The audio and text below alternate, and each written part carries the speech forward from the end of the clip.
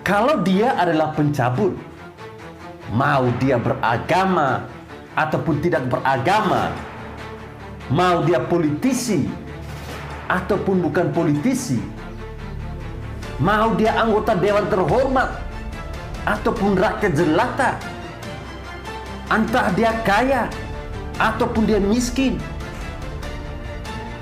semua harus sama di mata hukum. Kebanyakan peraturan kita pusing sendiri. Fleksibilitas itu yang paling penting. Kecepatan itu yang paling penting. Di area ini kalau masih ada yang main-main, saya gigit sendiri. Lewat cara saya.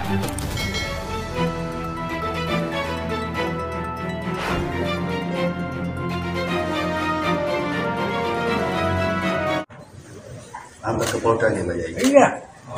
Kapan Mbak Yai? Itu hari setelah selesai acara ini. Hari ini Mbak Yai? Pelantikan ini. Pelantikan hari. Berarti hari ini diantar ke Polda Mbak Yai? Iya nanti.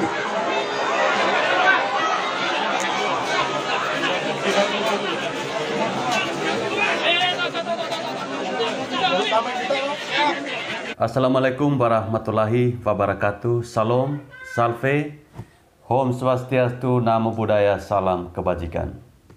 Teman-teman, sebelum menonton video ini silahkan klik tombol subscribe dan juga like. Terima kasih. Oke teman-teman, video saya kali ini berkaitan dengan penangkapan yang dilakukan oleh pihak kepolisian terhadap anak seorang kiai di Jombang, Jawa Timur. Nah, proses penangkapan ini saya kira berjalan tidak begitu mulus. Dan ini benar-benar mencoreng atau wibawa kepolisian ini benar-benar diinjak-injak.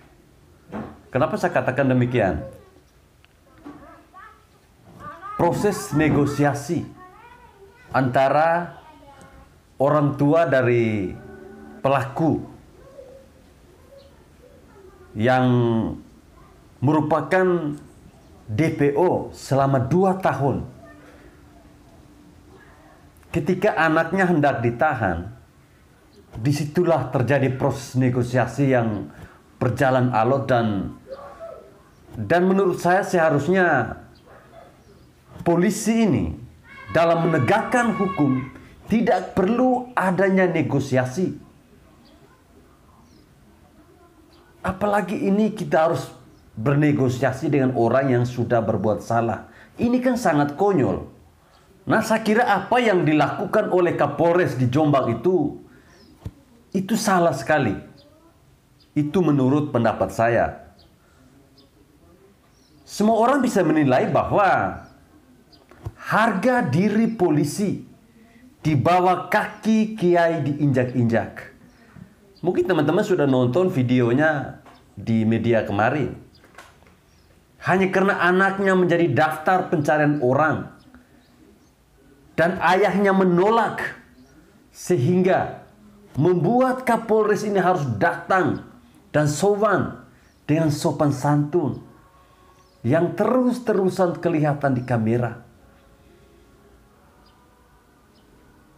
Ini seperti seolah-olah polisi ini sangat membutuhkan, padahal tidak perlu mereka harus lakukan seperti ini. Ini adalah bukti kuat bahwa negara ini masih tunduk dengan orang-orang yang membawa alat politik agama. Mereka menganggap diri beragama, seharusnya bisa lebih memberikan teladan untuk melakukan kerjasama dan tentunya taat kepada hukum. Justru seharusnya Kapolri dari organisasi polisi di Indonesia langsung turun tangan untuk menangkap penghalang itu, yakni bapaknya. Harusnya seperti itu, karena dia sudah menghalang-halangi proses kepolisian.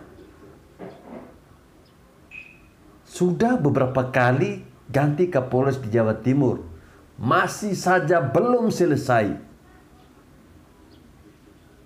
Apakah harus polisi minta izin ke gubernur dulu untuk menangkap orang ini?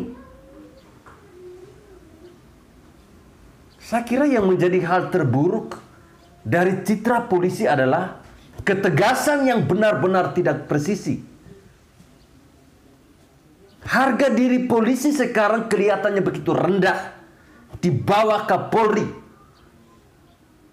yang mewakili kaum minoritas. Kemarin saya melihat ada cuitan di Twitter dari kepolisian yang mengatakan bahwa mereka tidak akan segan-segan untuk menegakkan hukum bagi orang-orang yang merusak kedamaian.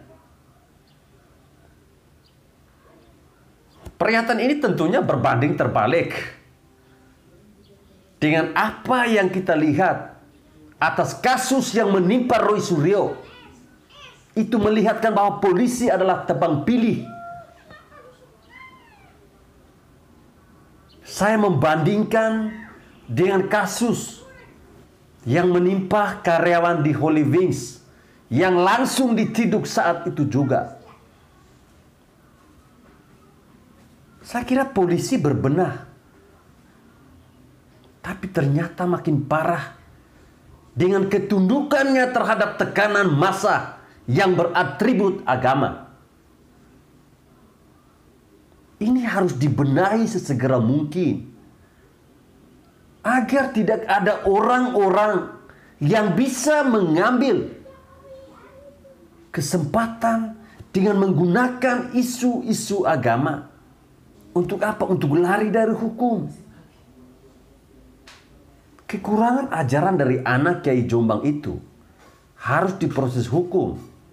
Karena kita tahu bahwa hukum itu tidak pernah pandang bulu. Itu yang saya tahu. Itu baru namanya keadilan. Kalau dia adalah pencabul, mau dia beragama ataupun tidak beragama, mau dia politisi ataupun bukan politisi, mau dia anggota dewan terhormat ataupun rakyat jelata, entah dia kaya ataupun dia miskin, semua harus sama di mata hukum. Tidak ada yang beda-beda. Penegak hukumlah yang harus menjamin hal ini. Bukan justru menggunakan dan terjebak atas situasi mayoritas, minoritas yang ada di Indonesia. Kita lihat saja Anies Baswedan. Sampai sekarang tidak pernah tersentuh hukum. Bahkan saya dengar berita bahwa dia saat ini sedang menang, alias dimenangkan oleh Mahkamah Agung. Ini soal gugatan dari rakyat yang ditujukan kepada Gubernur DKI itu.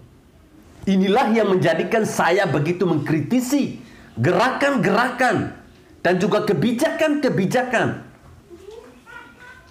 dari polisi yang begitu permisif terhadap tindakan kriminal yang dilakukan oleh kaum mayoritas. Saya berharap Presiden Jokowi juga segera memberikan sanksi berat kepada para polisi yang lemah di hadapan Kiai Jombang itu. Apakah Kiai ini memiliki koneksi dengan gubernur sehingga dia bisa seenaknya melarang polisi menangkap anaknya yang jelas-jelas menjadi daftar pencarian orang, yang jelas-jelas telah melakukan kesalahan? Ya, semoga saja tidak, karena kita lihat bahwa negara ini harusnya tegak lurus menjalankan hukum kepada siapapun. Jangan sampai yang maling ayam dipenjara 2 tahun, tapi yang tukang cabul mereka biarkan bebas karena anak dari seorang ulama. Dan ini sungguh amat sangat memalukan dan memilukan kalau kita melihat kondisi penegak hukum di bawah kepemimpinan Jenderal Listio Sigit Prabowo. Saya berharap tidak ada lagi hal-hal yang semacam saya sebutkan tadi terulang lagi dan terjadi. Ya, segeralah tangkap orang-orang yang membuat rusuh negara ini. Jangan biarkan terlalu lama sehingga marwah kepolisian tidak terus diinjak-injak. Oke, saya kira sampai di sini video saya. Video ini tidak bermaksud untuk menjelekkan agama tertentu, tetapi ini benar-benar ungkapan hati karena kita melihat fakta di lapangan bahwa sepertinya kepolisian tebang pilih atas kasus-kasus yang terjadi di negara tercinta kita ini.